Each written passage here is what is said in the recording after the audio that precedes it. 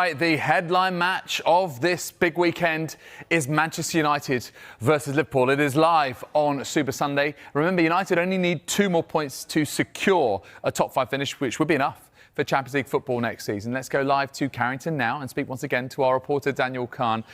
Dan, good afternoon to you once again. A lot of chat around Kobbie Mainoo's future yesterday. He's been rejuvenated, isn't he, under Michael Carrick. How important was it for United to keep the midfielder?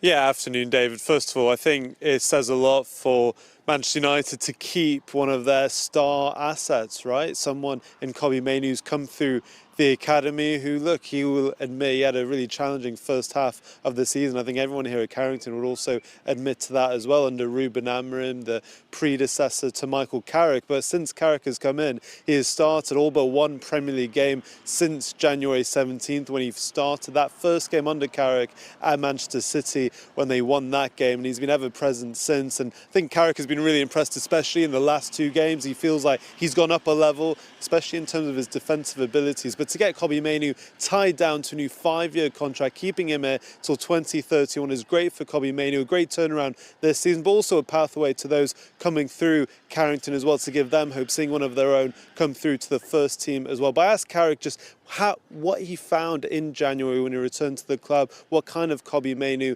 he found after a challenging first start of the season, and what was behind his success. And this is what he had to say. Like all the players, I think, trying to get that connection and understanding and building relationships.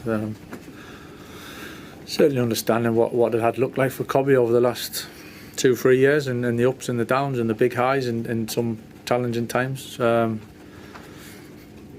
letting him thrive, you know, just giving him that platform to go and be himself. And I think he's evolved, he's improving all the time. I think you can see that. The more responsibility, the more confidence, the more belief keeps adding to his game, and he's certainly done that. But yeah, just giving him that platform and that opportunity to go and be the best version, and he's, as I just said, he's done fantastic with it. There's more to come. There's loads more to come. I keep saying that for some time because he's such a young man, you know. But he's in a great spot at the moment. And Dan, of course, focus now turns to a huge game on Super Sunday. It's a fixture that Michael Carrick knows well, doesn't he, as a player? He's been involved in lots of games against Liverpool for Manchester United, but it's going to be his first in the dugout. What did he have to say about this special rivalry? Yeah, like Michael Carrick knows what it's like to play against Liverpool better than many other former players or other people involved in football. He faced them 33 times during his playing career, more than any other team throughout what was quite an illustrious playing career, basically winning every trophy available. But look, this fixture, Manchester United against Liverpool, when Carrick took over, Liverpool were 3 points ahead of United at the time in the table. Now those 2 teams have now reversed. Manchester United 3 points ahead of Liverpool with a chance to cement Champions League football for next season. Now that could happen before when Brighton take on Newcastle on Saturday, but I don't think any United fan would love it more than cementing that against their biggest rivals on Sunday. And Michael Carrick knows that both teams would be aspiring to be competing for that Premier League title and other trophies, of course, but this fixture is still the one he, all the players and all the staff and the fans all look forward to. Certainly one of my favourite games, yeah, without doubt. I think it's a standout game, you know. I think there's obviously big games and big rivalries that we have with other teams, but certainly this one is right up there. And the history, the ups and downs that past has produced in these type of games, and the excitement and entertainment, I think it's and the emotion, which is a huge part of it. It makes it a really special game. In terms of team news, David, there's positive news in terms of Matheus Cunha. He missed that win against Brentford. Michael Carrick hopeful he'll be back in the matchday squad come Sunday. And really, Manchester United will need all of their players really available because Liverpool, well, United have only won 1 game at Old Trafford against Liverpool in the last 7 attempts. Liverpool have pretty much had the keys to Old Trafford, although the one who's usually had the Mo Salah won't be featuring. So how that impacts the game, the big game on the big weekend. Kick-off 3:30 Old Trafford, Manchester United against Liverpool. As Dharmesh said about his game, I simply cannot wait. Nicely done. Thank you, Dan.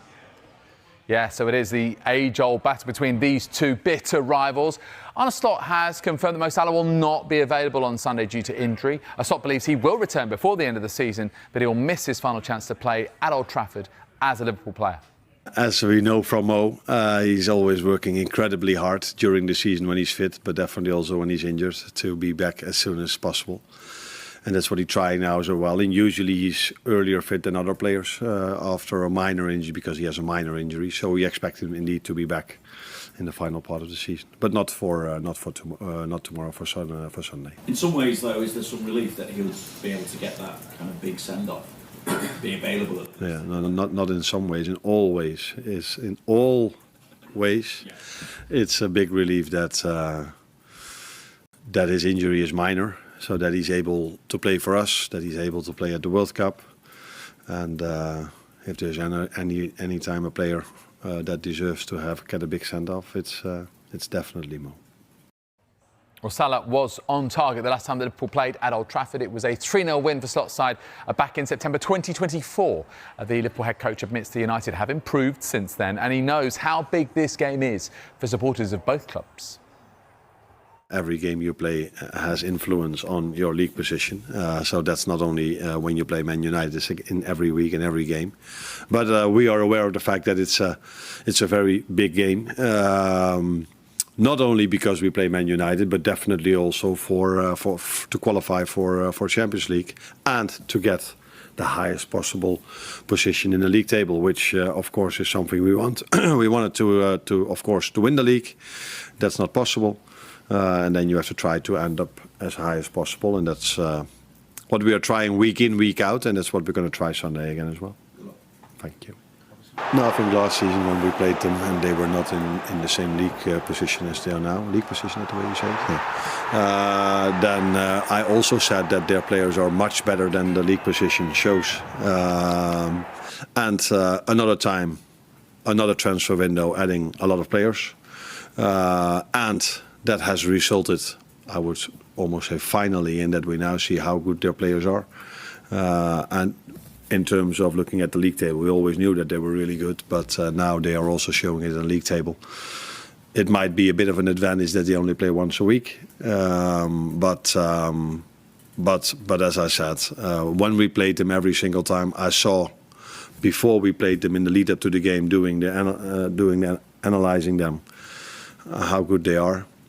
And every time we played them, I felt the same. And now they have become, especially under Michael Carrick, more consistent in their results. Right, time to tell you about our poll. Tonight we're asking you which club is best placed to win the Premier League again. Obviously not